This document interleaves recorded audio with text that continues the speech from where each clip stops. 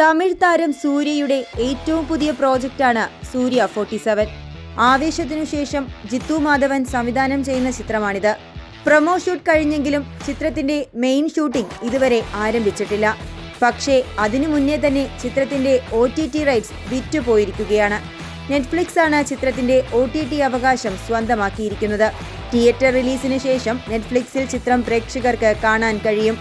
പൊങ്കലിനോടനുബന്ധിച്ച് Netflix പുറത്തുവിട്ട പൊങ്കൽ പണ്ടികയുടെ ഭാഗമായാണ് ഈ വിവരം എല്ലാവരിലേക്കും എത്തിയിരിക്കുന്നത്.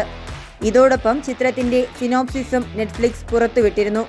ഒട്ടും സീരിയസ് അല്ലാത്ത ഒരു ടീമിനൊപ്പം സീരിയസ് ആയിട്ടുള്ള ഒരു ക്രൈം അന്വേഷിക്കുന്ന പോലീസ് ഓഫീസറുടെ കഥ എന്നാണ് ചിത്രത്തിന്റെ പ്ലോട്ടായി നൽകിയിരിക്കുന്നത്.